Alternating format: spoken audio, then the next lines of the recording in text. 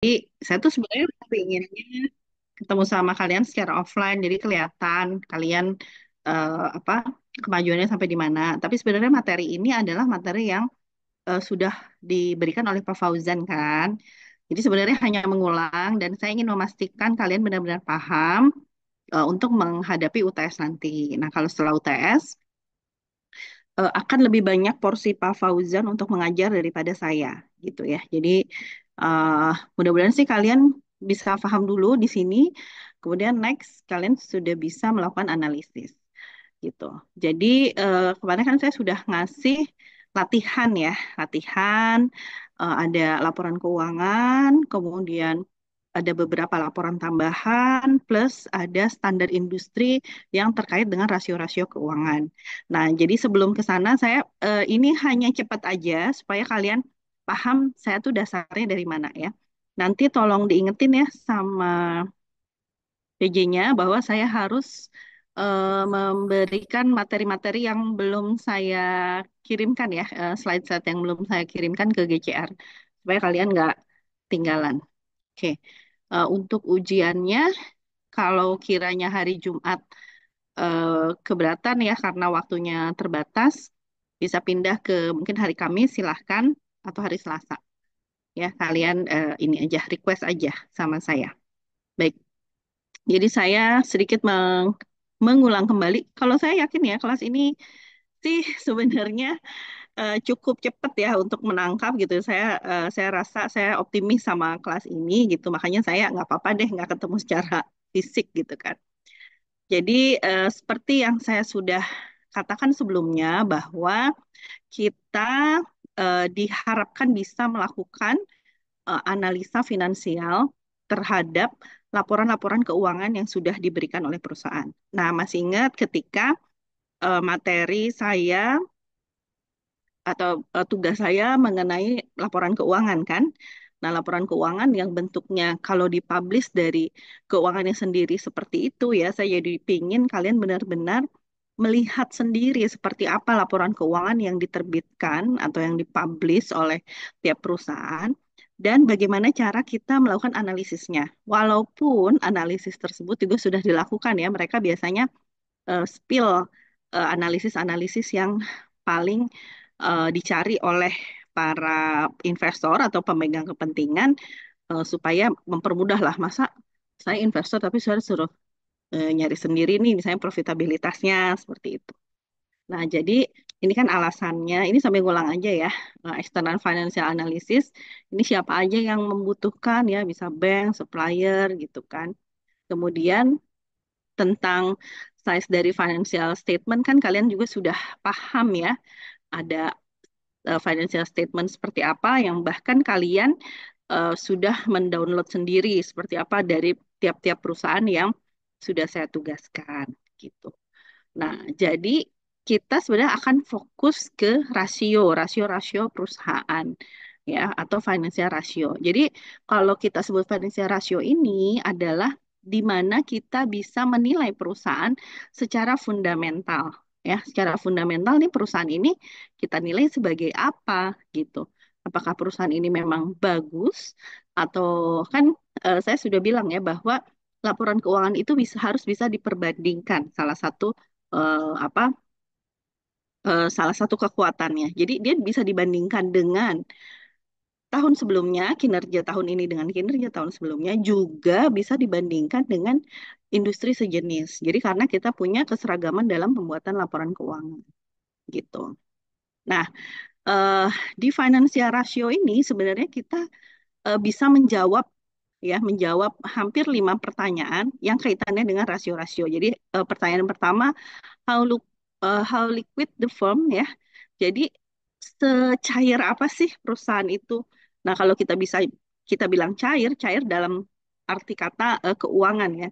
Cair itu kan artinya cash. Jadi semudah apa eh, aset-aset yang kita miliki bisa cair, bisa menjadi cash ya.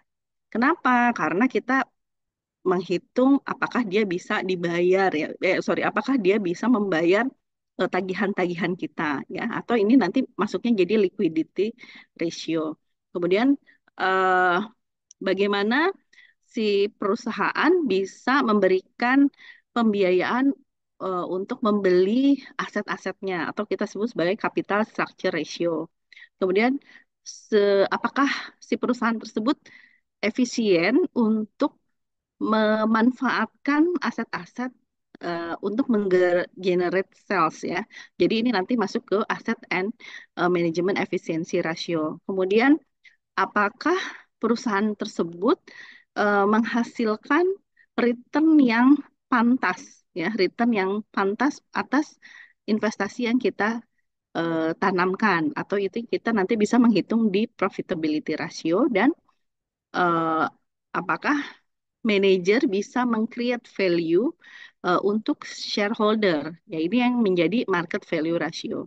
Nah, di laporan keuangan di latihan ya yang sudah saya saya bagikan di GCR, itu sebenarnya meliputi ini semua, walaupun tidak semuanya muncul. Tapi minimal ini bisa menggambarkan bahwa bagaimana kinerja perusahaan tersebut, gitu ya. Nah, ini rasio-rasionya. Nah, ini ya rumus-rumusnya, bahkan rumusnya sudah saya masukkan ke latihannya. Nanti kalau ujian ya nggak akan ada rumusnya ya. Jadi kalian harus hafal rumusnya. Jadi kalau kata kunci ya, kalau saya sih lebih lebih sebutnya di kata kunci. Kalau misalkan kita hanya menghitung liquidity itu hanya dua, jadi ada current ratio dan ada acid test atau quick ratio. Kemudian nanti kalau kita mau pindah lagi, misalkan di apa namanya ya ini yang turnover lebih kepada bagaimana kita melihat apa sih asset management ratio ya. Coba saya tuh takut salah. Nah, capital structure ratio. Capital structure ratio gitu ya. Eh, ini sebenarnya gambaran besarnya. Kemudian kalian udah ngerjain kan itunya perhitungannya? Udah ya. Nah, kalau kalau udah sebenarnya sih gampang aja, tapi mungkin saya di sini mendampingi kalian dan melihat hasil kerja kalian aja. Ya, oke. Saya stop share di sini. Kemudian saya akan panggil mahasiswa untuk sharing, share screen untuk jawaban dari eh, soal yang sudah saya berikan. Jadi untuk current ratio, pertama liquidity ratio eh, itu kan current ratio ya. Untuk current ratio, Virgiawan Akbar ada. Hadir Ibu. Ya, Akbar silahkan share screen perhitungan kamu berapa, seperti apa, dan nanti kita sama-sama menganalisa. Nah, Ibu, untuk saya kan saya bikinnya itu langsung kayak tahun 2021. Misalkan hasilnya 2,33. Nah, Mm-mm. itu 2020 2,11 gak apa-apa, Bu. Nggak apa-apa, coba kamu, Ada. saya mau lihat. Ntar ya, Bu. Gimana nih? Oh, share. Oke. Ada belum ya, Bu?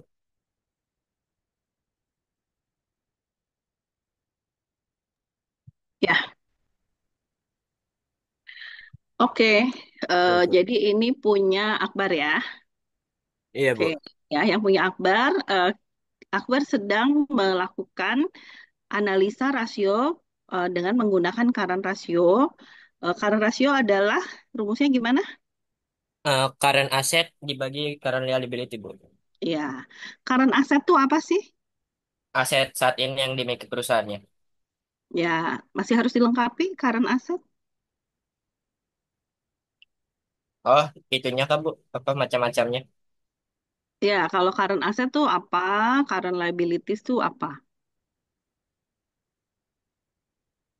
Di sini di soalnya ada sih, Bu. Nih, aset yang kayak gini. Kelihatan nggak ya, Bu, di share screen saya? Nggak ada. Soalnya.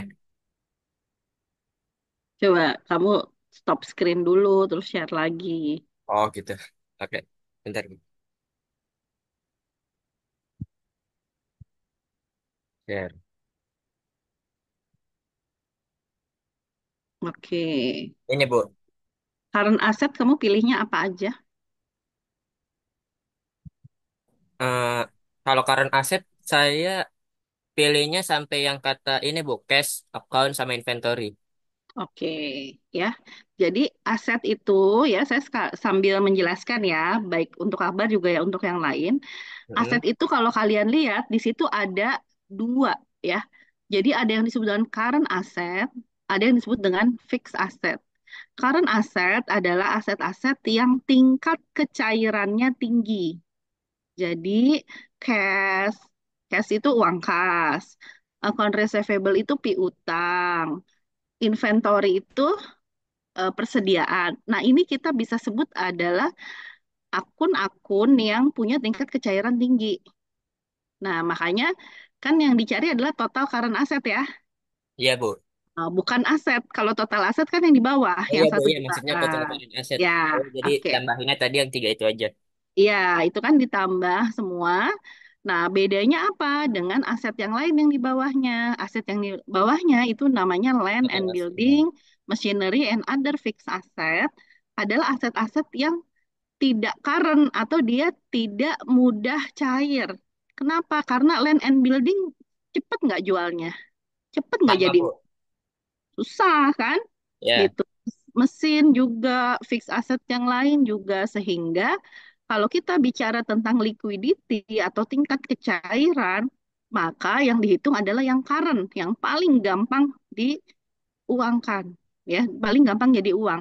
Jadi kalau current asetnya misalnya Akbar nih lagi jalan eh, lagi pergi misalnya keluar kota gitu ya.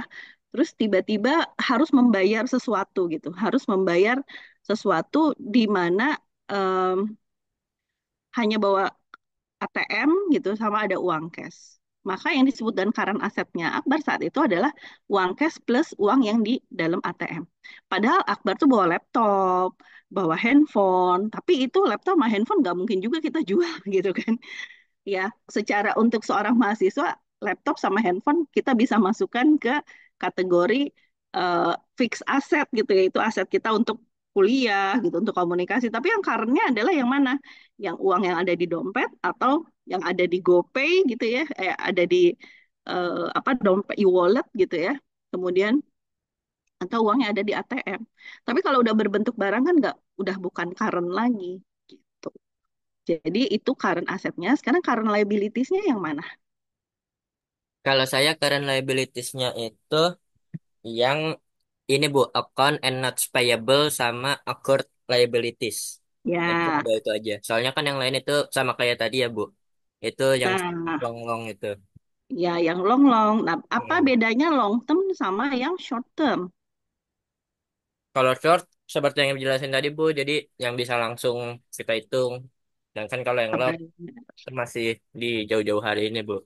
Ya, jadi biasanya yang jadi batasannya adalah 1 tahun ya. Jadi kalau utang itu jatuh tempo kurang dari 1 tahun, itu kita sebut sebagai current liabilities. Karena harus dibayar sekarang. Sekarang dalam arti di tahun berjalan. Tapi kalau long term liabilities adalah utang-utang yang jatuh temponya masih lama. Ya, masih misalnya 2 tahun lagi, 5 tahun lagi. Nah, itu kita sebut sebagai long term liabilities. Oke, paham ya sampai di Paham, situ? Bu. Ya, oke. Paham. Sekarang eh, balik lagi ke rasio tadi. Rasio. Oh, bentar, Bu. Share screen.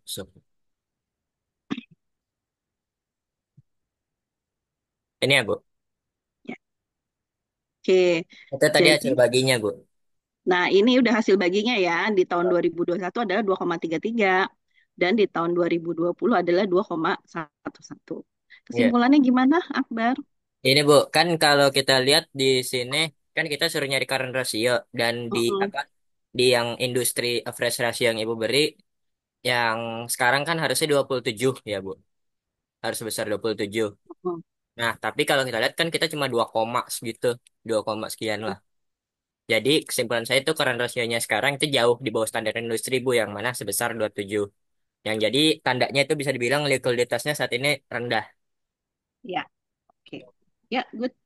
Jadi kalau kamu bandingkan antara tahun 2020 sama 2021, lebih bagus yang mana kinerjanya?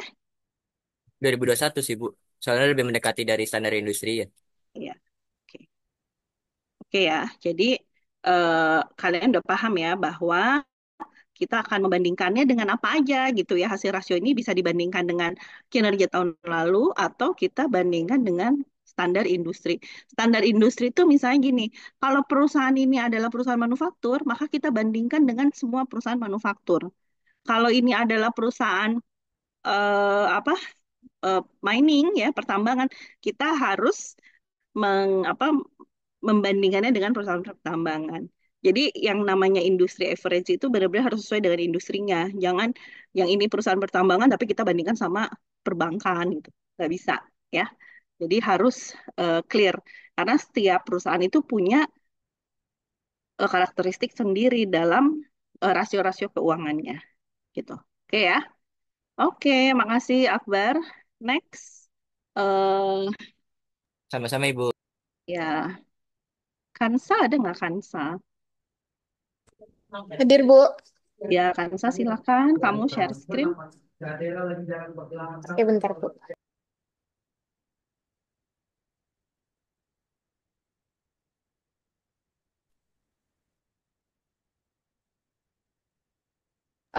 Bu, tapi saya di Word ya, Bu, bukan di Excel.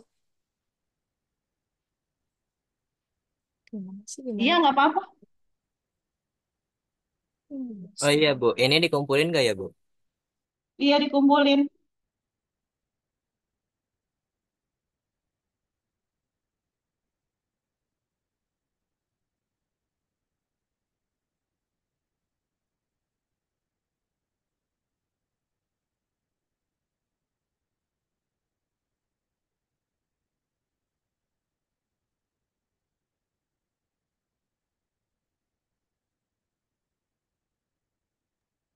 Sudah kelihatan belum, Bu?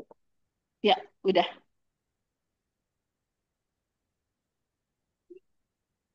Oke, silakan. Yang kamu, ya, Oke, ini kan inventory. ya inventory turnover itu jadi dia kan rumusnya sales dibagi inventories. Nah, sales ini diambil dari si di, eh, di income statement di bagian sales. Jadi tahun Mm, 2021 itu kan 4 4.240.000 rupiah.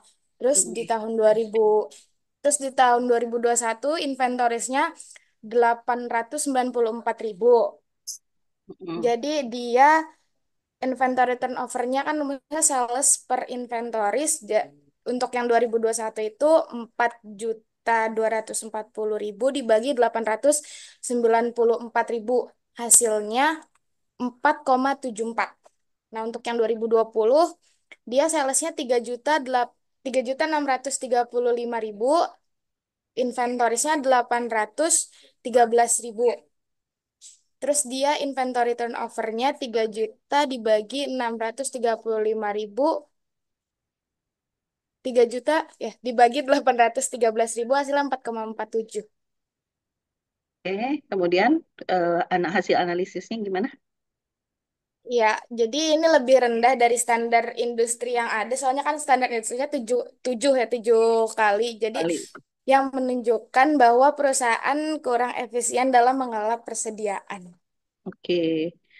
Ya, kan saya, makasih. Jadi, untuk aset manajemen rasio, nah ini kita menggunakan dua laporan keuangan.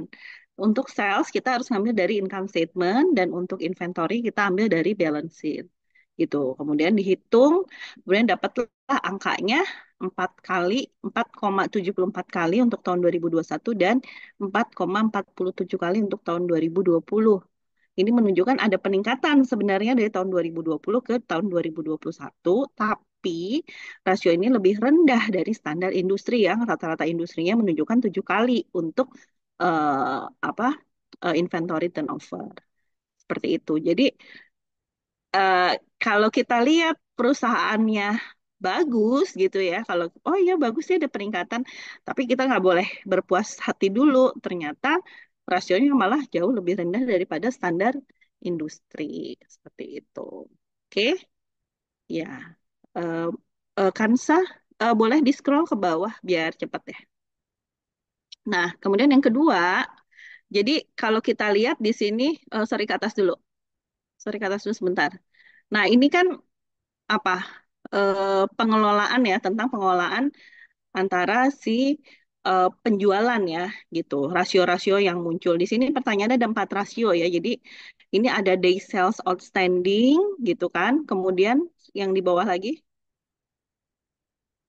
ini dibagi 365 hari karena harinya ya, karena harinya. Kemudian fixed asset turnover dan total asset turnover. Jadi kalau kalian lihat ini urusannya ya, ini kalau untuk analisis ini analisis yang cross ya. Jadi antara income statement dan balance sheet kita melakukan analisisnya dari perhitungan rasio itu. Kita menggunakan 2 laporan keuangan. Ya, eh, jadi maksud saya gini, supaya kalian ingat juga gitu ya, supaya kalian ingat juga ketika nanti ujian, gimana ya ingat, oh kayak kalau liquidity kan hanya eh, kita hanya cukup lihat balance sheet aja, terus kita lihat eh, berapa current asetnya, berapa current liabilitiesnya. Udah selesai gitu. Tapi kalau kita berpindah ya ke turnover, nah ini kita harus cross. Jadi si yang laporan di income statement, kemudian kita harus bagi dengan yang ada di laporan balance sheet ya, dan kaitannya kalau di income statement tuh pasti sales ya, dia sales sales sales, kemudian di bawahnya pernya yang beda-beda ya, kayak total asset turnover yang membaginya adalah total aset, kemudian kalau fixed asset turnover yang baginya net fixed asset gitu. Tadi udah dibilangin ya perbedaan antara fixed asset dan current asset. Kemudian ke atas lagi Kansa. Ya, kalau yang ini receivable, receivable sama sales. Nah, ini adalah melihat ya, melihat si masih ingat nggak ketika kalian belajar akuntansi ya, belajar akuntansi kan semua penjualan biasanya ada eh, penjualan sales pada cash, ya, sorry, cash pada sales ya. Jadi penjualannya secara cash kan. Jadi kita kasih barang, dia akan bayar secara cash. Tapi jauh lebih banyak ketika penjualan kita eh, pakai piutang. Mereka bayarnya si pembeli itu pakai piutang. Nah, di sini dia akan melihat sebenarnya si pengutang ya, atau kita kan ngasih piutang ke dia, berarti kan si pengutang. Si pengutang itu bayarnya itu berapa lama gitu. Rata-rata berapa lama? Berapa lama hari gitu ya, berapa hari. Kalau di sini kita lihat adalah eh, yang satu tahun 2021 37,7 hari dan 2020 adalah 32,9 hari. Jadi lebih lambat kan ya. Jadi sebenarnya yang bagus malah kalau di sini untuk day sales outstanding dia lebih bagus di tahun 2020 dibandingkan di tahun 2021. Ya, seperti itu gambarannya ya. Gimana untuk yang bagian turnover eh, bisa ya semuanya ya. Mudah-mudahan bisa. Ngafalin plus logikanya harus jalan gitu. Sambil ngafalin sambil logikanya harus jalan. Itu ya. Oke, makasih Kansa. Boleh di stop. Oke, next. Em, Anang, Anang Permadi ada. Ada ya Bu, ada. Ya, Anang silakan. Bentar ya Bu. Ya,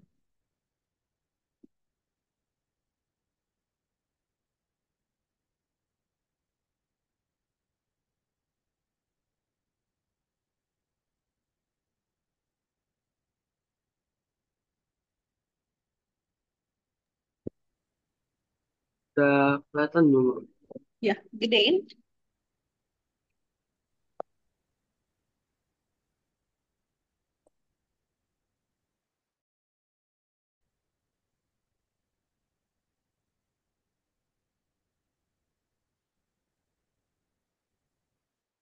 Oke, untuk research outstanding kan itu global dibagi Tunggu, antara tunggu, nggak usah ya. offset manajemen udah. Nah, eh, debt turun. Ini kan udah maksud saya udah jelasin secara keseluruhan ya supaya nggak lama gitu. Nah, sekarang debt management ratio. Oke, debt rasio yang pertama kan debt ratio itu rumusnya total debt dibagi total aset. Jadi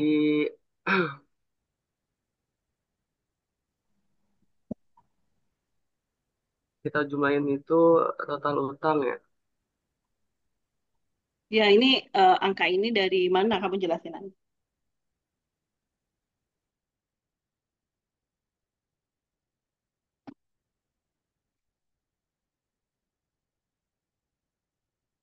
Total debt-nya berapa, total asetnya berapa? Total debt tuh lihatnya dari mana? Sama nggak sama yang lain? Coba buka laporan keuangannya dulu.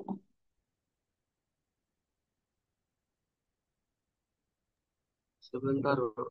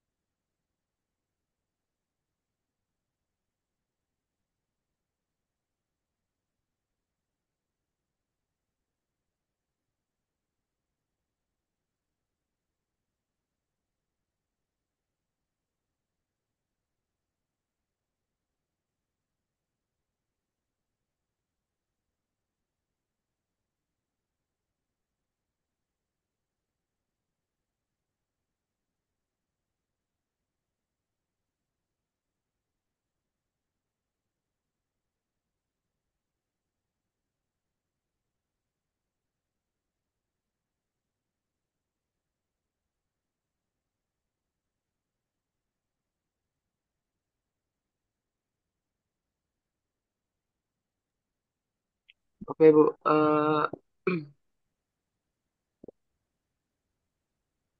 Ya, oke ya.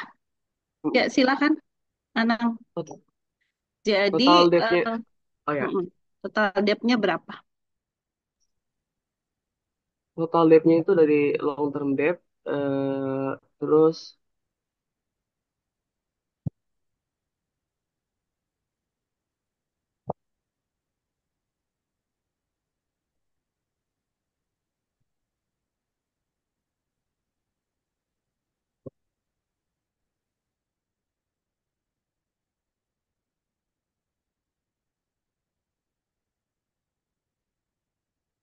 Ya, Anang, Anang, debt itu adalah kata lain dari liabilities. Debt, liabilities, payment itu adalah istilah-istilah yang maknanya sama yaitu kewajiban. Ya, buat yang lain juga ya. Ya, jadi Anang bisa ngitung tapi nggak bisa jelasin. Ya, jadi Anang debt itu ya, kalau kita sebut total debt itu adalah long term debt. Long term debt itu adalah utang jangka panjang. Nah, tapi account payable, notes payable, accrue liabilities, kalimat-kalimat itu adalah ya, istilah-istilah itu adalah istilah yang menunjukkan kewajiban. Ya, atau utang. Kewajiban kan utang ya, kalau dalam bahasa finance gitu kan. Jadi yang kamu jumlahkan berarti yang mana aja nih? itu long term debt, account Mm-mm. account and notes payable, Mm-mm. sama total liability ya, Bu. Accrue liability. Oh, berarti liability sama not payable itu dihitung kewajiban gitu ya, Bu. Ini Sebagai kalau yang ini semua kewajiban nih. Jadi kalian lihat account and notes payable tandain itu kewajiban. Accrue liabilities itu kewajiban. account and notes payable ditambah accrual liability sama dan sorry, aduh, iya. Ini nih harusnya tulisannya bukan long term liabilities tapi total short term liabilities. Maaf ya. Yang baris ketiganya, yang 602 karena 602 itu adalah penjumlahan dari 432 ditambah 170 ya. Baru kemudian long term debt itu 404. Oh, jadi itu ya, Bu. Total long term ini dari account not payable sama crowd liabilities. Plus Iya, long itu term debt. plus itu. Mm-mm. Oh, sama itu. Iya, coba dihitung. 432 tambah 170 tambah 404 290. Berapa itu? Hmm. Yang lain sama nggak?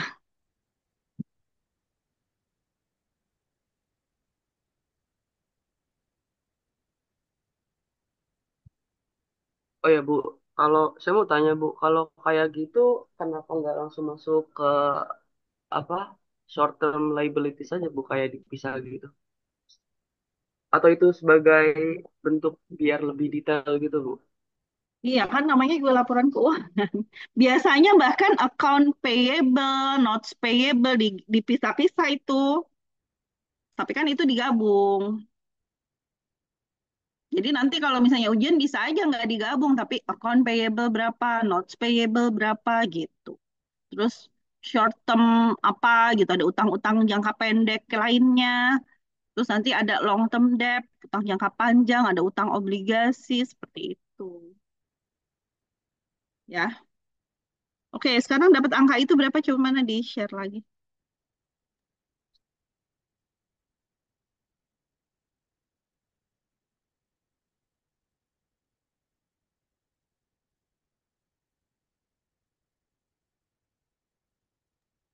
Ah, ini, Bu, dapat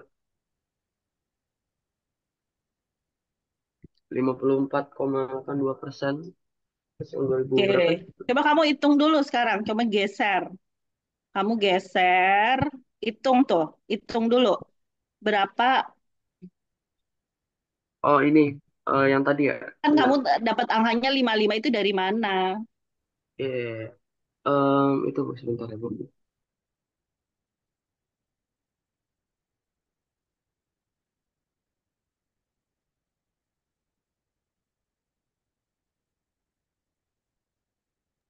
Bu, saya hitung kalkulator sebentar, boleh nggak, Bu?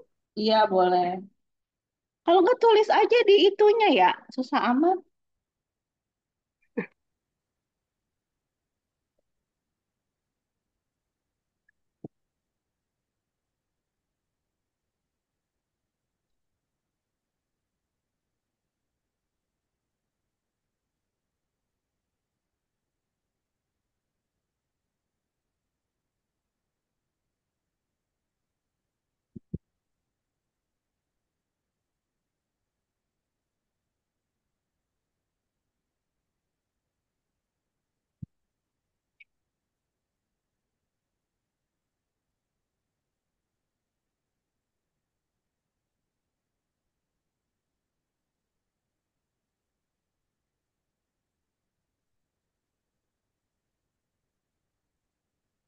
Terus, apa lagi? Total aset Total aset tadi ini berapa? total asetnya 1.836.000. Iya, iya. Tuh, 8, 36. Tadi rumusnya kan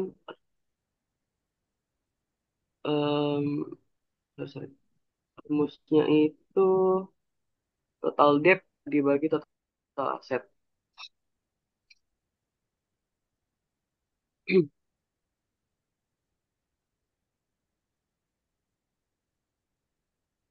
Jangan pakai titik. Oh iya, iya, iya. Oh, nggak perlu ya, Bu.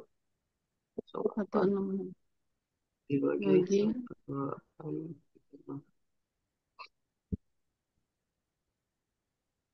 Ini dikali, 8.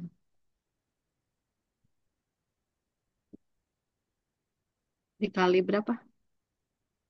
Nggak dikali tuh. Itu kan rasio.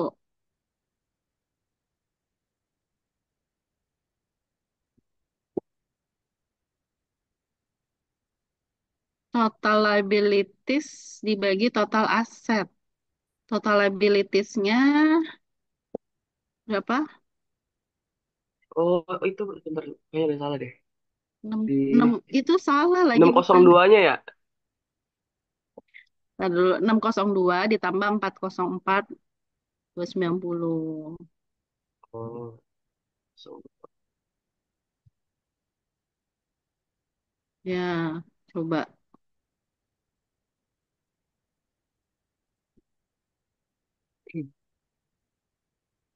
Kamu harusnya pakai rumus sama dengan klik Iya, itu 8. Kamu klik coba klik yang sel itu. Nah, itu. lupa Bu. Sorry. Ih, malah gitu. Gemes gak sih sama anak? Sebentar, sebentar. Sebentar, sebentar. Anak, Maaf, kamu saya balikin maaf lagi ke banget. SMA. Maaf banget. Ayo, gimana? Ya, sebentar, sebentar, sebentar. Aduh, kamu tuh. Iya, paham Bu. Itu agak lupa aja.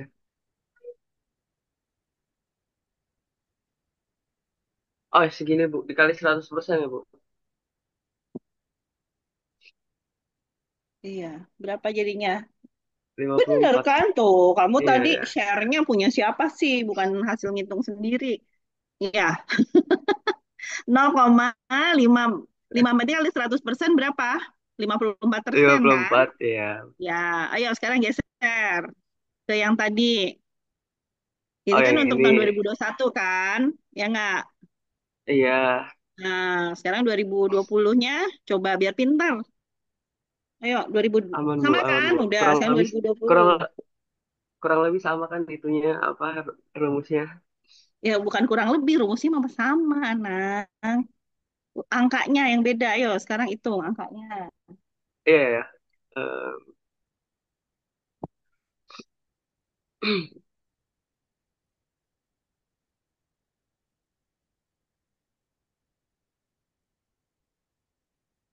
salah setnya 167.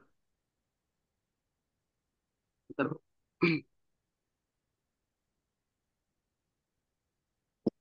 Hmm.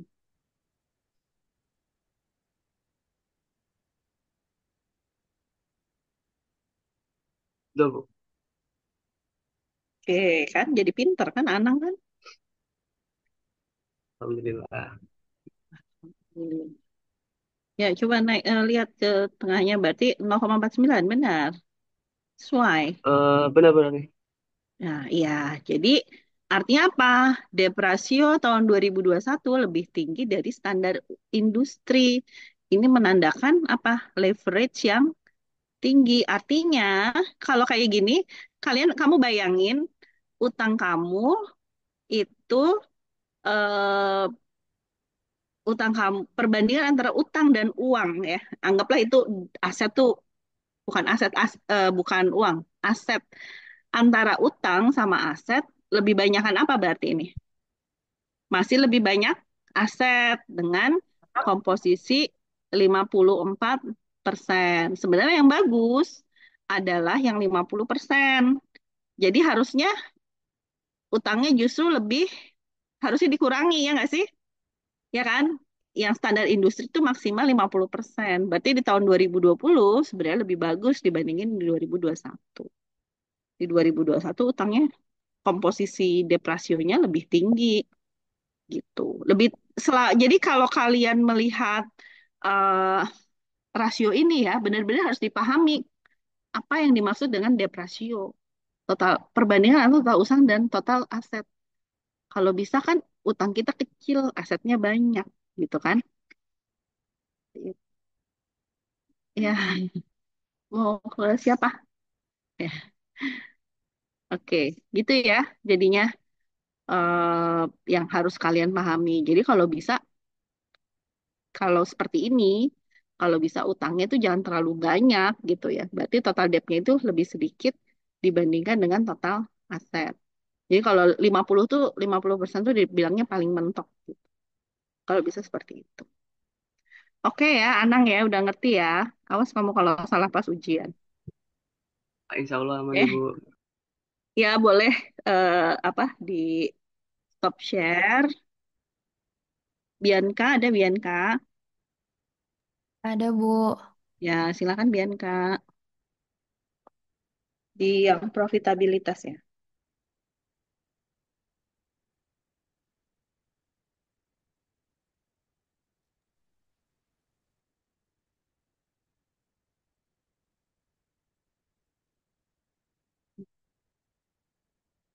Ya, Bianca. Tadi sekarang kita masuk ke ROA, ROE ya, sama satu lagi apa yang di bawah, tiga-tiganya yang di bawah. Mau apa ini Hilsya? Melati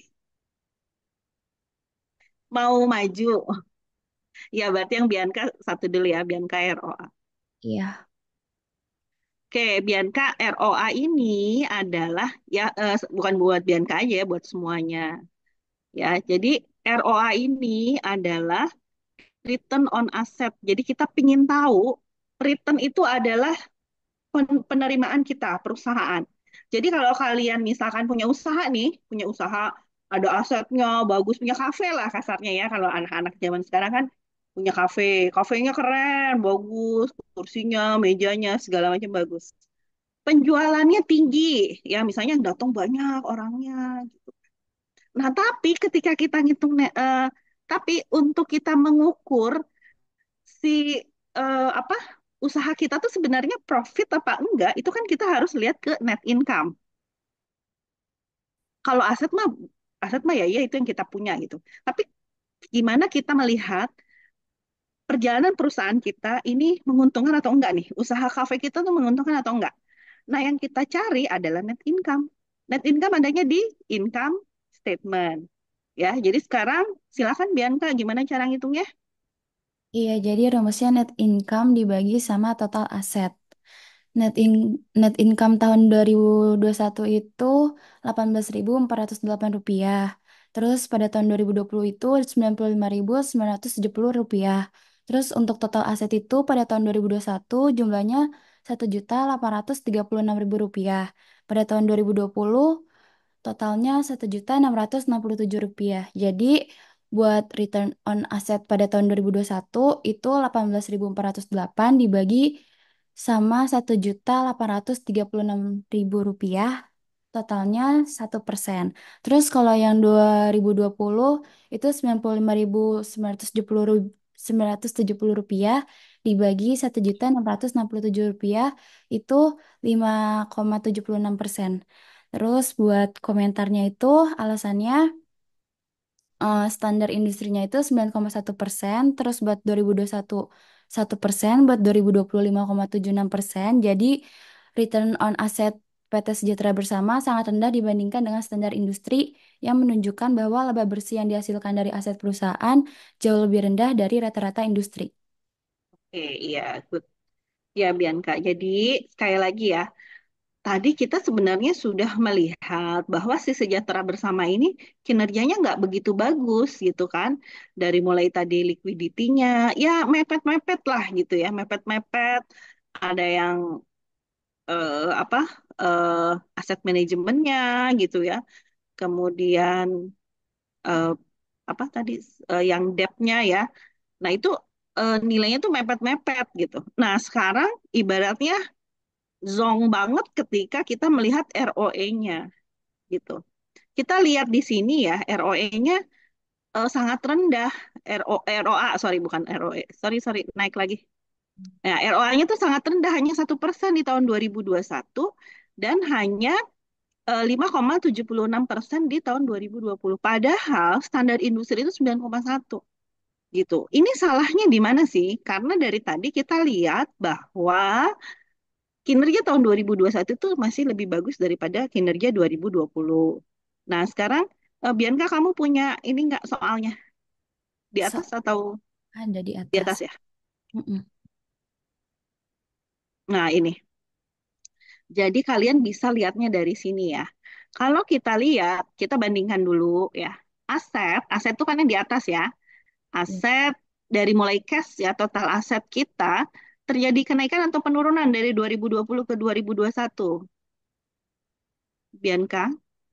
Kenaikan, Bu. Kenaikan ya. Kita lihat bahwa si aset naik, liabilities and equity udah otomatis naik karena mereka harus balance ya antara total aset dan total liability and equity. Tapi kemudian kita lihat turun ke bawah ke income statement. Nah, udah ya sampai sini. Oke, lihat. Sekarang salesnya naik nggak Bianca? Naik, Bu. Salesnya naik. Tapi ketika kita lihat di net income, apa yang terjadi? Turun. Turun. Apa yang mengakibatkan net income-nya kok jadi rendah, padahal salesnya naik? Apa menurut kamu?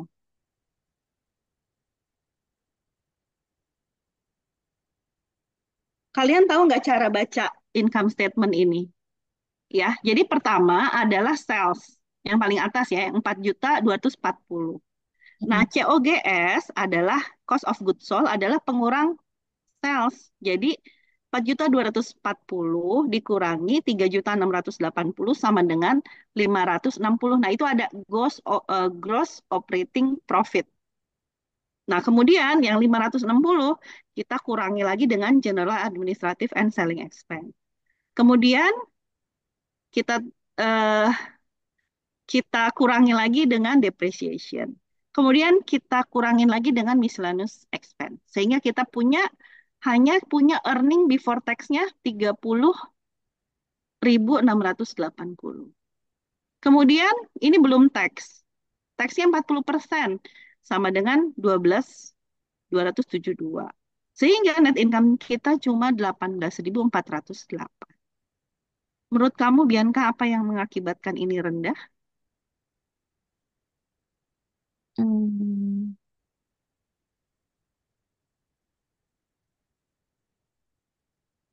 Kelihatan kamu banding-bandingkan dengan yang sebelah. Gross profit-nya. Gross Iya, profit-nya lebih tinggi yang mana? lebih tinggi yang 2020. Kenapa? Gross profit adalah sales dikurangi COGS.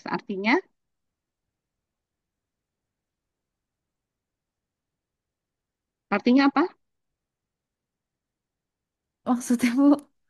Iya, ya, ayo, ayo konsentrasi. Gross operating profit adalah laba kotor, ya kan? Laba kotor adalah hasil sales kita dikurangi dengan cost of goods sold. Cost of goods sold itu adalah eh, harga jual barang lebih besar daripada belinya. Bukan, bukan gitu. Bukan gitu, Faisal. Jadi harga jual barang, cost of goods sold itu harga pokok produk ya.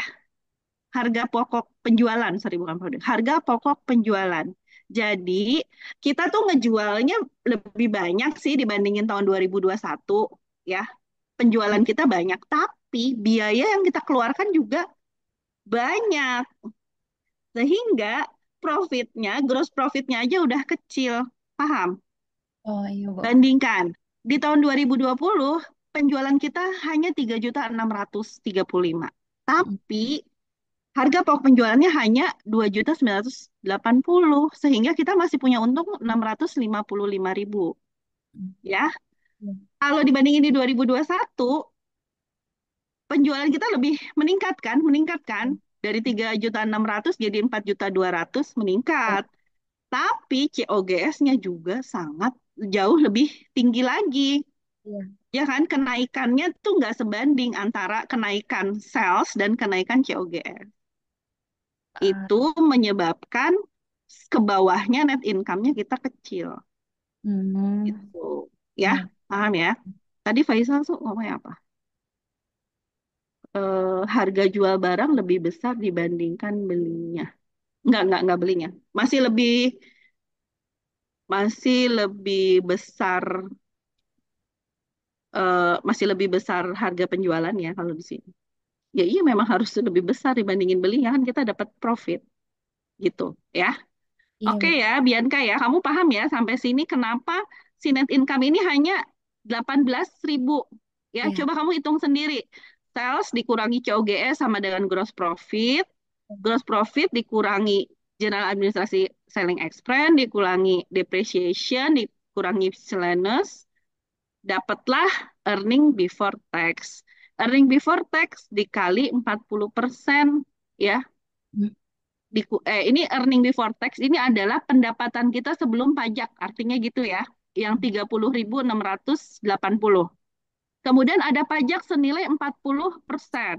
Jadi kita kurangi dengan pajak sehingga sisa uang kita, sisa income kita tinggal 18.000. Ya, Seperti itu ya. Yang lain mohon diperhatikan ya. Jadi itu cara kita membaca income statement. Mungkin saya tidak memberikan bold ya di sini sehingga kalian bingung gitu. Tapi seharusnya kalau ngelihat di kirinya aja kalian udah paham mana yang berkurang, mana yang bertambah. Tapi mungkin nanti kalau ujian saya kasih bold supaya kalian paham ini datangnya dari mana. Gitu ya. iya, Bu. Nah, itu yang mengakibatkan ROA kita sangat rendah. Gitu. Dari net income, kalau yang tadi-tadi kan basisnya dari aset ya. Aset kita kan emang besar. Ya kayak gitu, saya analogikan. Kita punya kafe, kafenya keren, kafenya bagus. Nah, itu aset kita. Mau dikali-kali dengan apa aja karena asetnya bagus ya nilai rasionya bagus. Tapi ketika kita mulai berhubungan sama kinerja, berhubungan dengan operasinya, semewah-mewahnya kafe, kalau yang datangnya cuma minum kopi doang gitu ya, kopi yang biasa-biasa aja, nggak tambah makan, nggak tambah apa, pakai wifi gratis, habislah kesedot uang kita. Sorry, ya artinya biaya operasionalnya membengkak nih saat kita punya kafe gitu. Ini sebenarnya basic ketika kalian, kenapa harus belajar ini? Basic ketika kalian punya bisnis sendiri, ada hal-hal yang harus kalian perhatikan. Jadi sales itu bukan segala-galanya. Ya, pendapatan atas penjualan itu bukan segala-galanya karena banyak perintilan yang menyedot uang kalian gitu. Kayak misalkan kita harus bayar endorse mahal gitu ya, atau kita harus ngiklan, atau kita harus apa. Nah, biaya-biaya itu yang sebetulnya justru akan menyedot dari pendapatan kita. Gitu. Oke, oke Bianca, makasih. Next, mana tadi yang mau? Yang bertiga. Hilsya ya? Sebentar ya Bu, saya share screen dulu ya Bu. Iya.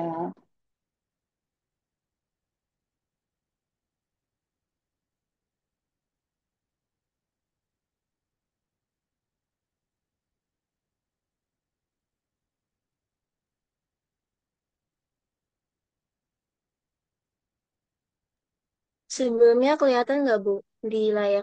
Udah ada Iya, belum di udah layar? kelihatan. Udah kelihatan. Hmm. Tadi Digede. yang oke. Tadi yang dijelasin apa Bu? Roe sama Roik ya?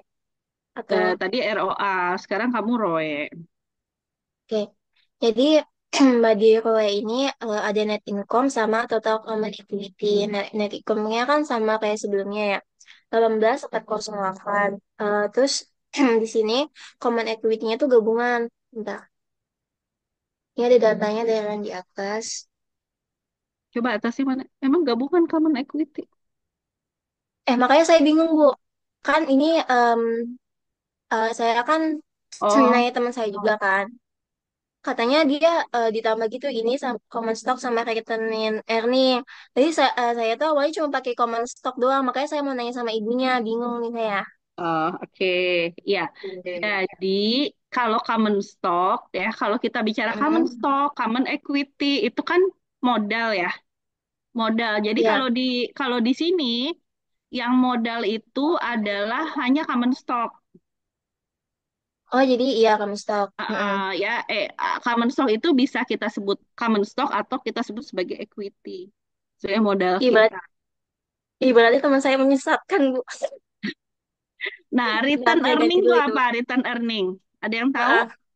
Return earning itu apa? Hmm. Return earning. Return earningnya berapa? Coba lihat lagi ke atas. Ke atas ya, Bu. Sebentar. Ya, tadi lihat balance sheet. Yang ini, Bu. Ya, uh, uh, uh, uh. Yang 25471. Iya. Nggak ketukar itu ya? Oh, common stock-nya 575. Ini nol-nolnya dikurangi atau gimana sih? Enggak, ini kan aku copy dari Word-nya gitu kan, udah Google dokumen. Terus pas Oh, pindahin ke sini tuh jadi nolnya tuh kayak hilang gitu kalau ke Excel kan. Kalau misalnya dia koma jadi titik gitu kalau di Excel. bentar. Bentar, yang ini saya ganti dulu ya, Bu. Mm-mm. Iya, taruh. Oh, ngapain? Return earning itu laba yang ditahan ya, Oh, artinya. HB yang ditahan ya, Bu. Heeh. Jadi di sini buat probability rasionya yang tahun 2020 17%, terus dia menurun di tahun 2021 jadi 3%, Bu. Harusnya di industri berapa? Kalau buat rasio industrinya 18,20%. Jadi dia Iya. nggak sehat, belum memenuhi dari Iya. rasio industrinya. Iya, kelihatan ya net income-nya kecil. Malah terjadi Mm-mm. penurunan. Jadi gini, makanya saya bilang ke kalian, kenaikan aset dan liabilities di balance sheet serta kenaikan sales itu tidak serta-merta diiringi dengan profitabilitas perusahaan. Perusahaannya bisa besar, asetnya bisa besar, salesnya bisa besar, tapi profitnya juga belum tentu besar gitu. Apalagi kalau ada kenaikan kos-kos segala macam. Makanya ya, ini sebenarnya menjadi berantai ya, berantai kalau kita ngelihatnya dari perspektif ekonomi atau industri, kenaikan BBM, ya, kenaikan listrik, kenaikan UMR itu sangat mempengaruhi perusahaan. Kan kita kalau ngeliat UMR naiknya cuma misalkan ya UMR naiknya 150.000. Mungkin kalau buat orang individu kayak kita warga negara biasa 150.000, ya ampun cuma naik 150.000 aja geger.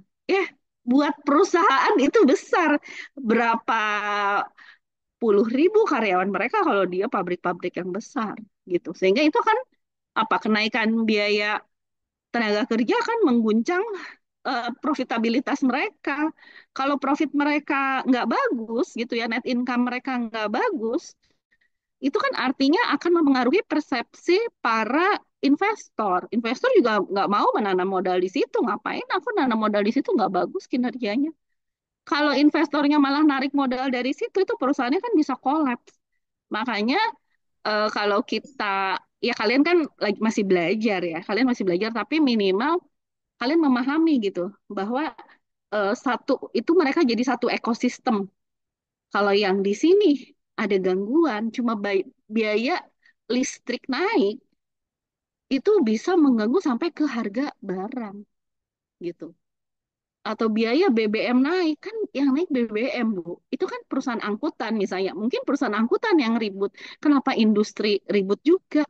Ya industri kan untuk menyalurkan barang-barangnya harus pakai BBM gitu kan. Makanya kita belajar ya, kalian mahasiswa, kalian harus bisa menganalisis dengan baik gitu. Even kalian jurusan bisnis digital, bisnis bisnis itu kan luas gitu. Walaupun base-nya digital, tapi ada hal-hal yang ya digital tuh lebih ke efisiensi ya nantinya ya. Tapi ada hal-hal yang tetap harus pakai manual, kayak ngirim barang kan harus manual, nggak bisa digital, kecuali barangnya barang digital. Beli baju kan nggak bisa baju digital. Oke. Jadi kalau yang dimaksud dengan ROE, kita mau lihat kemampuan, profitabilitas kita dibandingkan dengan equity-nya. Nah, biasanya kalau orang-orang yang mau beli saham, itu dia akan melihatnya di ROE, bukan di ROA. Karena dia mau lihat dari equity itu, perusahaan akan memberi return berapa. Return itu, apa sih namanya, keuntungan lah, kalau bahasa mudahnya. Gitu ya. Oke, Hilsya, udah paham? Udah happy Eh, sekarang? saya Mau saya nanya lagi? Melani, Bu. Oh, Melani. Iya, Ya, Ibu diterusin nggak aja mau deh. ayo, Bu. Iya, ayo terusin aja ya, Bu. Sampai Iya, bawah ya. terusin. Boleh. Nah, nah, ya selanjutnya itu ada Roik ya, Bu. Nanti Ibu Iya, kalau salah tolong koreksi ya, Bu. iya pasti.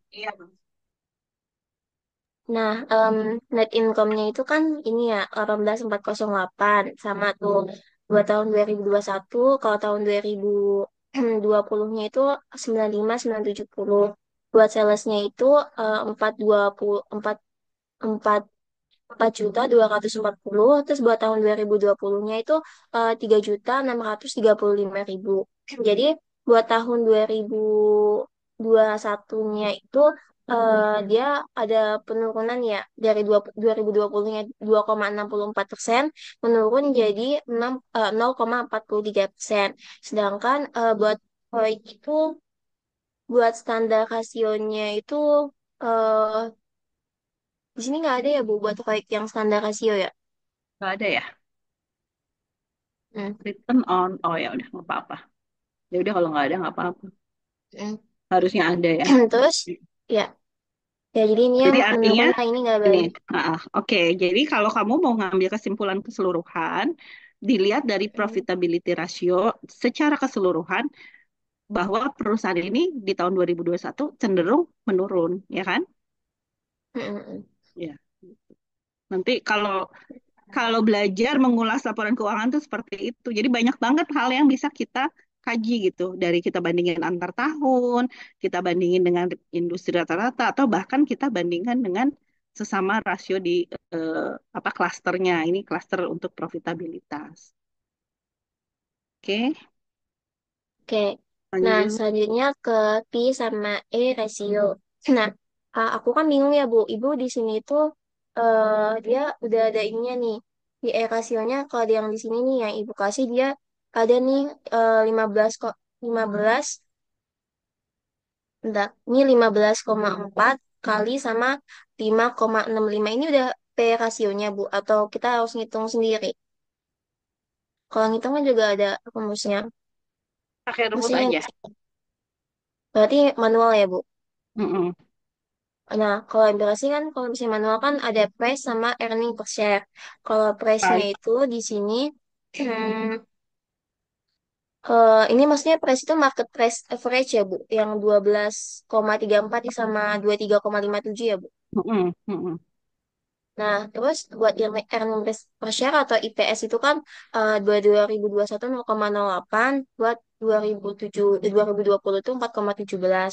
Ini dimasukin hasilnya 5,65 sama, nah yang ini angkanya agak ngaco Bu, mesti bukan agak ngaco, maksudnya agak kayak kayak jauh banget itu. Ini kan 5,65. Nah, yang kesininya itu 154,25. Iya, memang dia jauh banget karena pembaginya 0,08. Hmm. Jadi kalau misalnya kayak gini tuh, Iya. kan kemarin kan buat yang soal Pak Fauzan itu juga kan kita dari laporan keuangannya langsung, Bu. Terus kayak Mm-mm. ada angka yang rancu gitu loh, Bu. Misalnya kayak Mm-mm. standarnya berapa, tapi jauh banget dari Iya, ya standarnya. nggak apa-apa. Emang karena kamu lihat aja ini kan EPS-nya kecil kan, 0,08 dibandingkan. Jadi jangan kaget, kok angkanya jauh banget. Tapi kalau ditelusuri kan kelihatan tuh EPS 2020 sama EPS 2021 aja jauh gitu. Pasti nanti untuk melihat market value jadi jauh. Yang di tahun 2021 itu jadi jauh banget gitu. Oke. Padahal Jadi kan, harusnya kan cukup 6 kali kan iya ya. yang bagus. Terus buat PE rasionya itu kan dia standarnya itu 6 ya, Bu. Berarti yang tahun Mm-mm. 2020 itu dia kurang dari standar industrinya. Eh, maksudnya mau mau mendekati tapi masih kurang lah. Terus buat tahun 2021-nya itu dia melebihi dari standar rasionya. Terus aku mau nanya Bu, maksudnya PE rasio ini buat apa sih Bu? Kalau misalnya kayak investor itu kalau mau kayak buat apa sih perusahaan kayak dinilai Ya, dari PE rasionya jadi itu? PE rasio itu kita ingin tahu, ini kan harga saham ya, ya harga saham di pasar gitu. Jadi market price itu adalah harga saham kita kan. Price itu kan harga saham kita. Nah, dibagi dengan earning per share. Earning per share itu apa? Earning net income kita per jumlah saham yang beredar. Jadi kan tadi net income kita kan kecil banget ya nggak? Jadi kalau kita lihat di sini PR rasionya itu angkanya sangat besar. Jadi itu untuk untuk dari earning dari apa sih dari EPS itu mencapai harga sahamnya itu harus 154 kali. Padahal normalnya hanya butuh 6 kali gitu.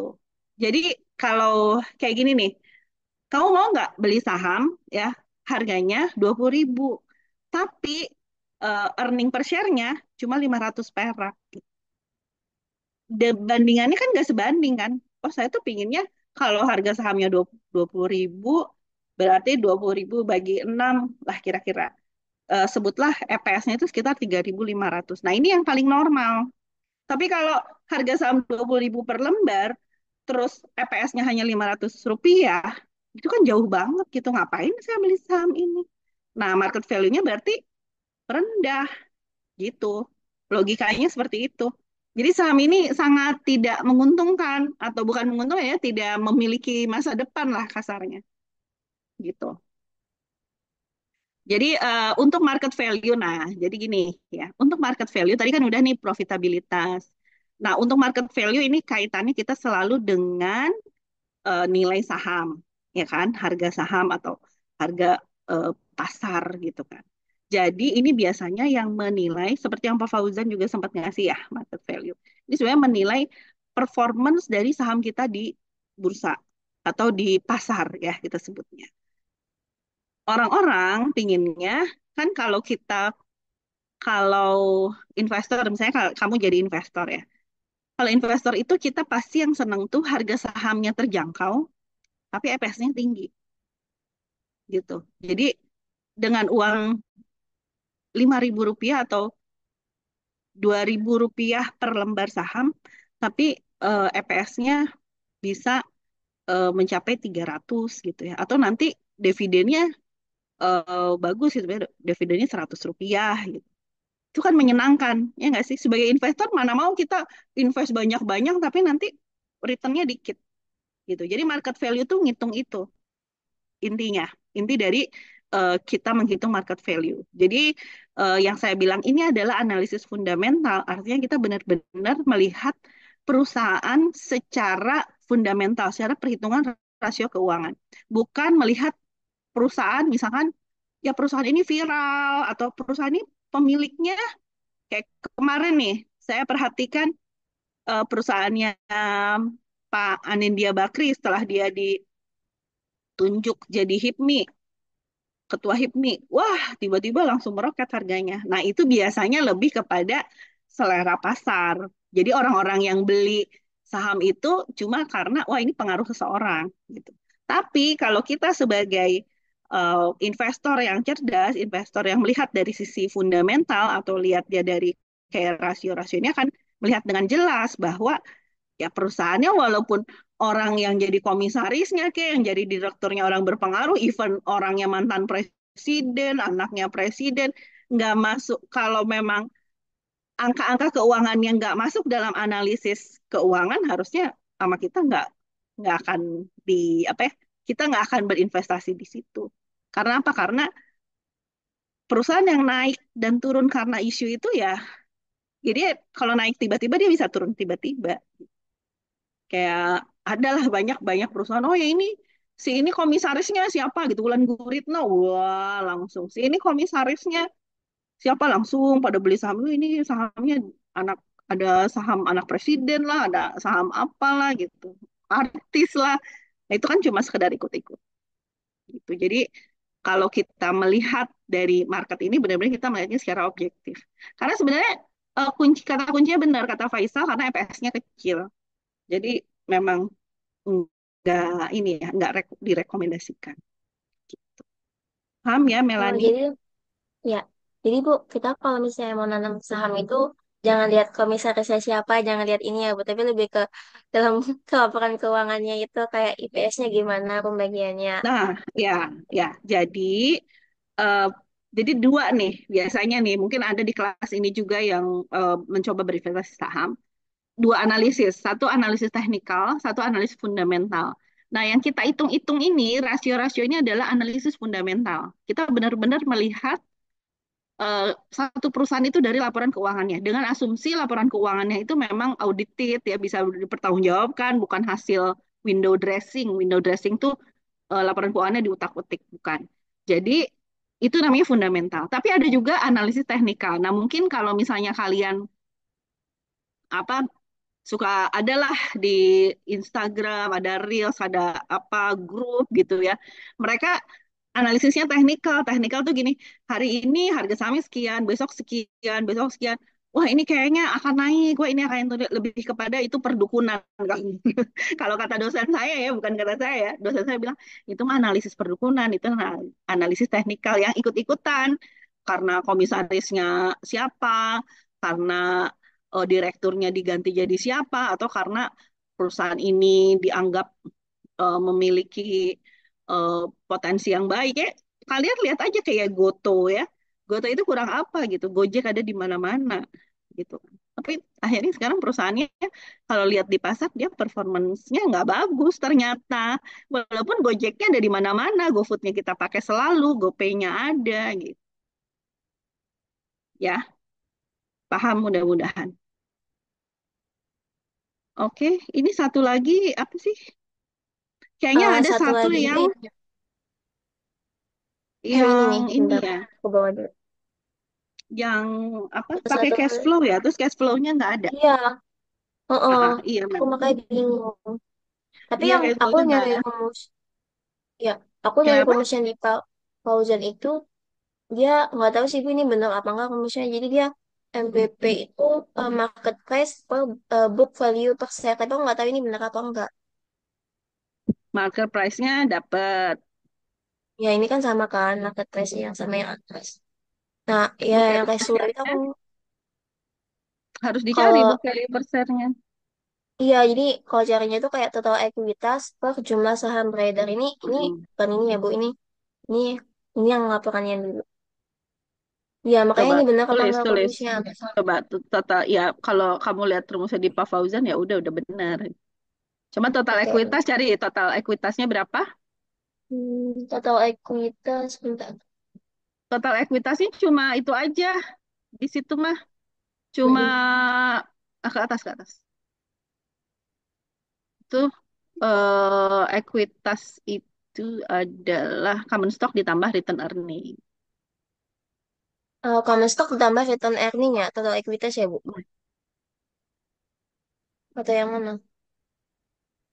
Iya, common stock tambah return earning. Coba saya kalkulator ya. Coba dihitung.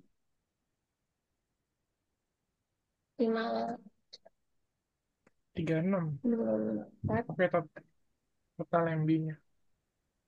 Apa Sal? MB 2021 36. Nanti total Apa nggak itu kedengeran maaf. MB-nya 36. Kan total yang common stock sama returning nanti dibagi sama yang outstanding. Oh,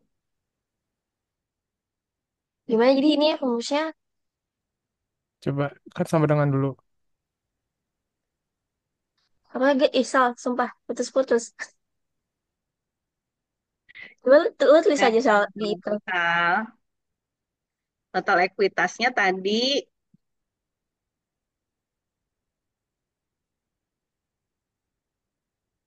Itu common stock ditambah return earning ya Bu? ya Yang coba siap. Apa-apa. Kan berarti 575 ditambah 25 471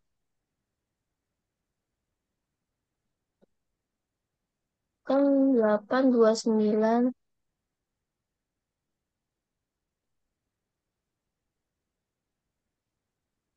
829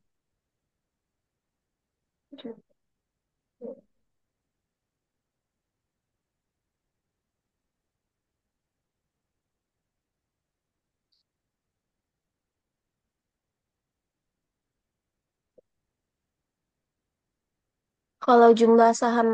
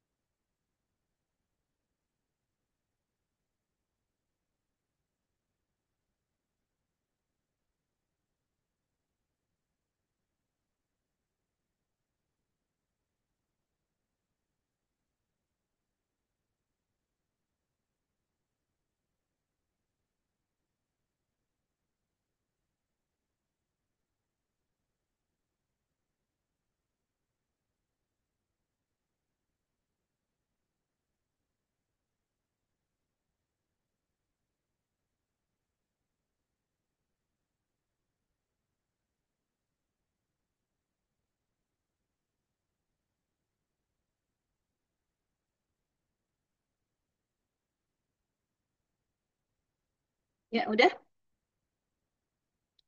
Bu, aku mau nanya ini jumlah saham yang beredar itu yang mana, Bu?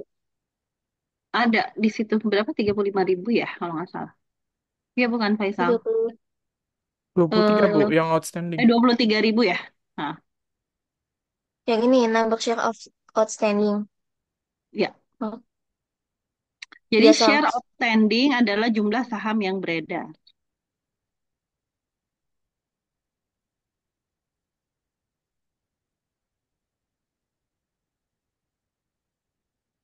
Jadi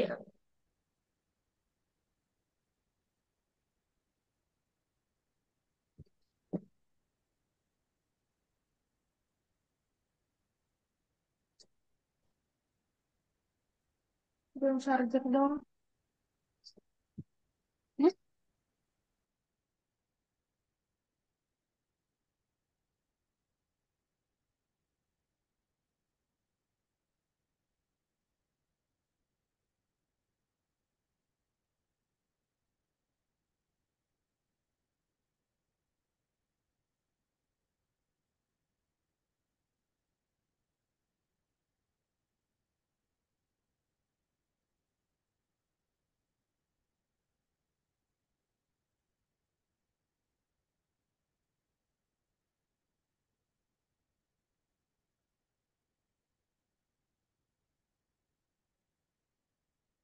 Oh, common stock and return earning masuk kan?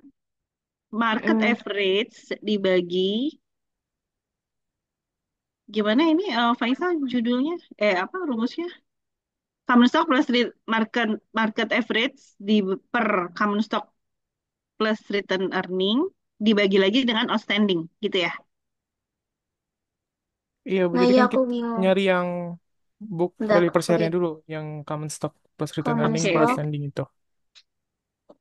Baru nanti market price dibagi yang book gitu.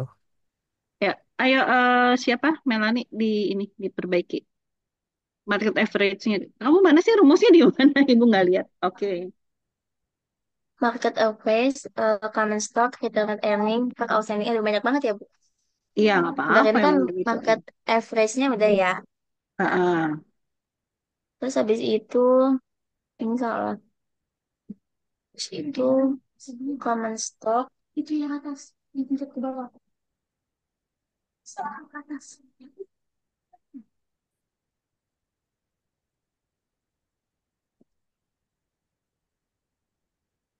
Common stock-nya itu.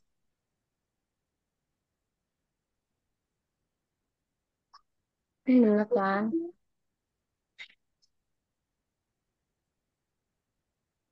Common stock.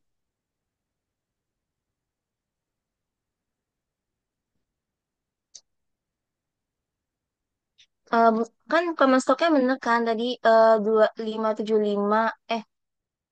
Bentar. Mm-mm. Jadi aku tambah kok common stock-nya kan 575 yang ini kan.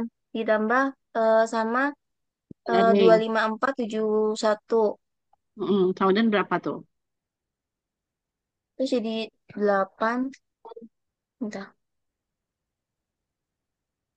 Jadi 8 29 7 7 10 kan.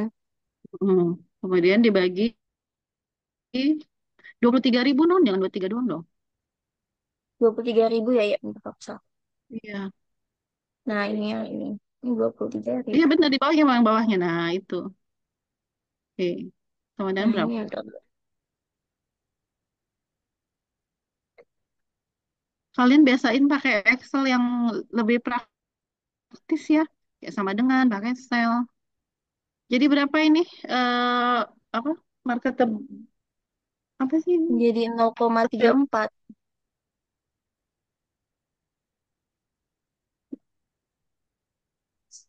0,34. Mm-mm. Faisal benar nggak Faisal ngitungnya? Betul Ibu. Coba deh salah di. Oke, 0,34. Tapi di sini, oke, dibandingkan dengan yang yang tahun 2020. Kalau nah, kalau rasionya itu dia 3,5. Hmm. Ini 0,34. Yang 2021-nya bentar. 2025 akan 575. 575 ditambah sama 261. 602 ditambah sama Oh, 575. Jadi 252. Enggak. kamu caranya gini deh. Takut salah ya ngitungnya ya. Jadi common shareholder dibagi common share outstanding dulu, baru nanti market price-nya dibagi dengan hasil itu. Takut Oh, salah hasilnya. Coba. enggak, ini aku udah hasilnya. Jadi Akuntingnya udah benar ya common, hasilnya. ya hasilnya, di sini kan dia aku ngitung lagi ya. 251, dua dua nah, 251 ditambah, ya ya, udah, yang ini kan,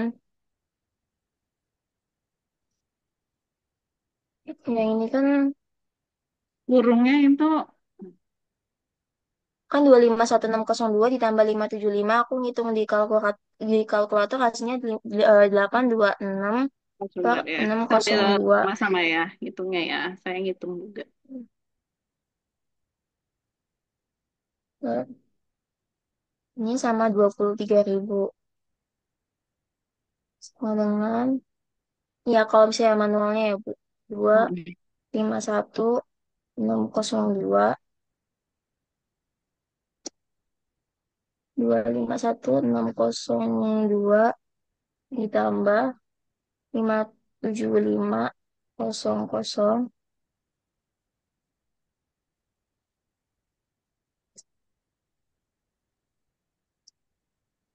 nah baru dibagi sama 23.000.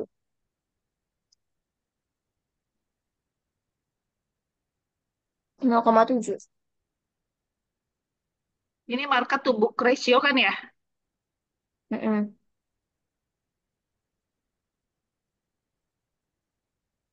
Kali berapa? 3,7.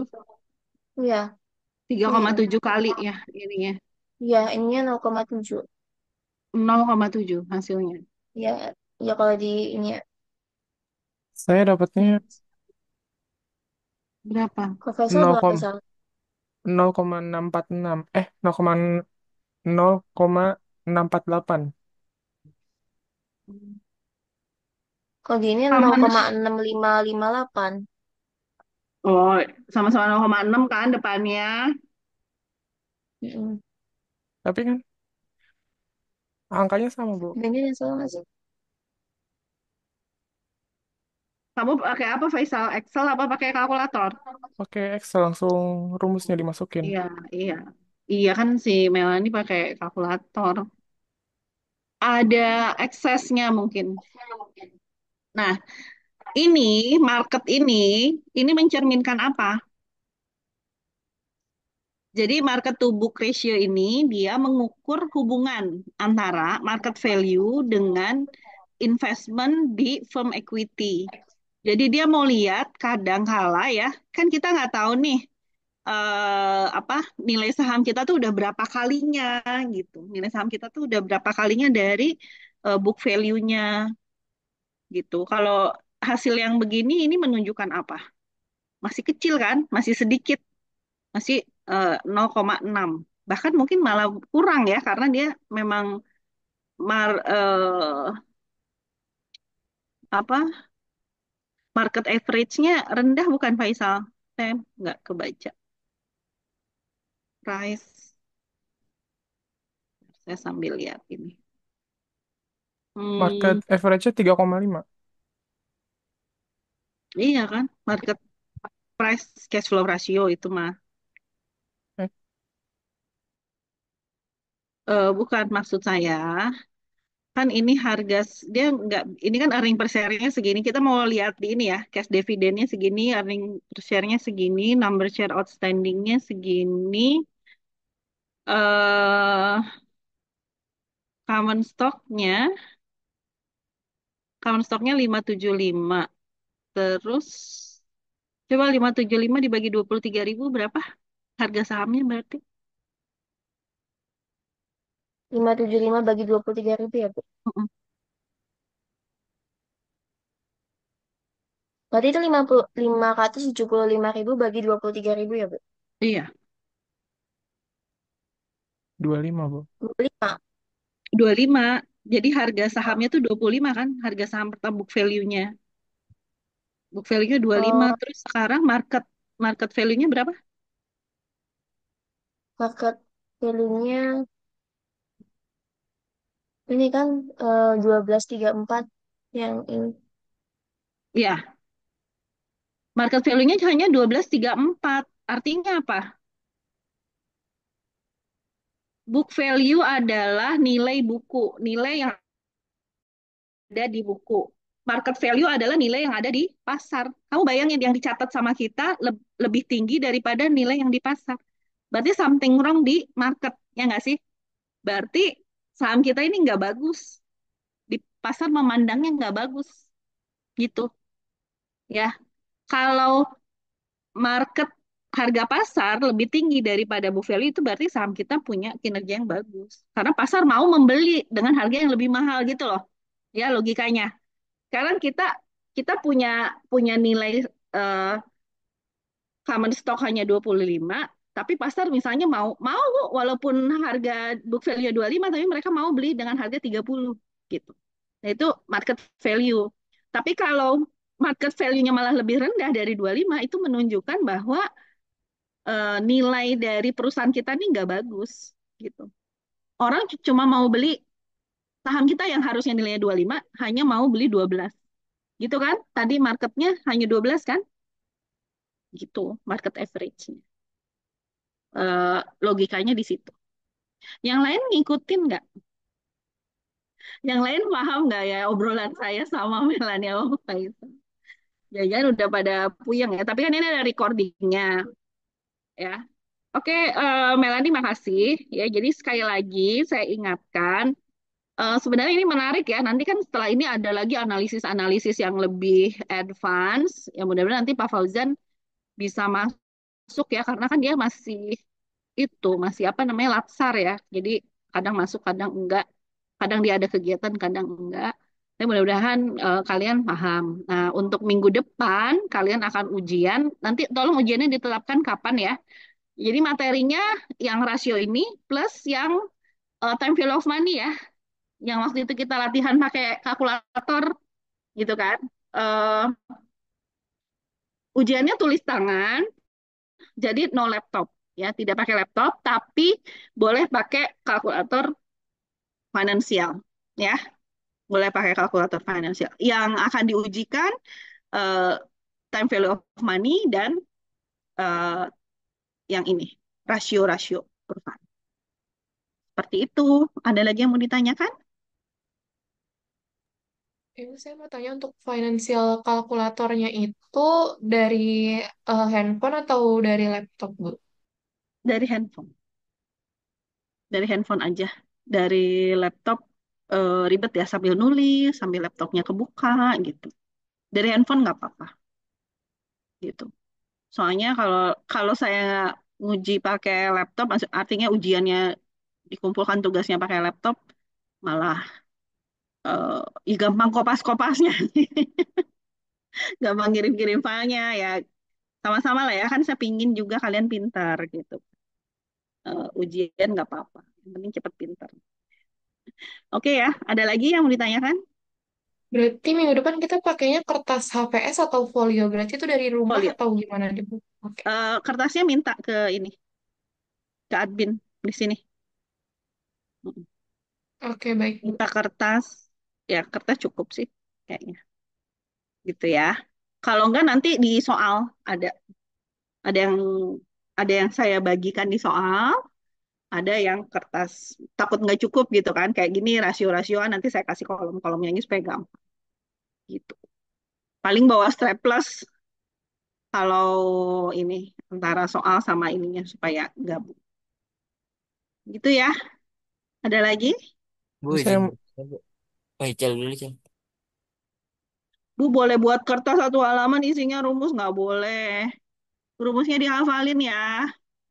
berarti nggak kayak di Enggak, latihan ini ya, Bu, nggak ada enggak. rumusnya. Rumusnya dihafalin. Oh, Makanya Pak, dari lima itu kan ada beberapa tuh yang kayak debt to equity kan cuma itu satu gitu. ROE, ROA ya paling antara ROE sama ROA gitu yang yang gampang-gampang lah. Saya nggak akan ngasih yang susah-susah. Yang penting kamu bisa ngitungnya dan bisa interpretasinya. Terus yang market value juga bukan yang tadi yang susah-susah sih. Yang normal aja yang tadi keluar. Jadi di antara yang tadi di latihan itu adalah keluar untuk poin-poinnya ada juga yang nggak dipakai. Kalau kelihatannya agak rumit saya nggak pakai gitu. Yang juga apa? Kalau format laporan keuangannya mungkin sama walaupun ada beda-beda dikit. Misalkan beda kayak tadi tuh eh, ac- account payable, account and notes payable. Misalnya saya bikinnya account payable dan notes payable. Kemudian stock, ada common stock, ada preferred stock, misalkan bisa seperti itu, ada tambahannya supaya kamu agak melihat ada apa variasi soal aja. Itu ya. Jadi mudah-mudahan kalian udah paham, silahkan belajar. Insya Allah yang terbaik buat kalian. Bu, Oke? izin tanya lagi, Bu. Iya. Berarti untuk apa? Yang kayak future value, past value yang kemarin itu keluar juga atau yang keluar hanya yang di tugas UTS ini aja latihan? Keluar, yang kemarin keluar. Future value kan itu time value of money. Oh iya. Ya cuma dua macam aja kok, gitu. Oke, ada lagi? Berarti Ya, untuk eh, materinya membahas tentang value money sama rasio rasio aja ya. iya, iya. Hanya ini aja, tapi mungkin soal-soal untuk di time value of money-nya lebih bervariasi. Oke, terima kasih Bu. Iya. Oke ya, Anang belajar yang benar ya, semua, Bianca, dan lain sebagainya nih, Resa, Khan, Ranti. Mudah-mudahan dikasih kelancaran buat UTS. Ya. Kalau nggak ada pertanyaan lagi, saya cukupkan sampai sekian. Terima kasih. Assalamualaikum warahmatullahi wabarakatuh. Waalaikumsalam. Waalaikumsalam. Terima kasih, Bu. Terima Ya, kasih, Bu. sama-sama. Terima kasih, Jangan Bu. live ya. Baik, Bu.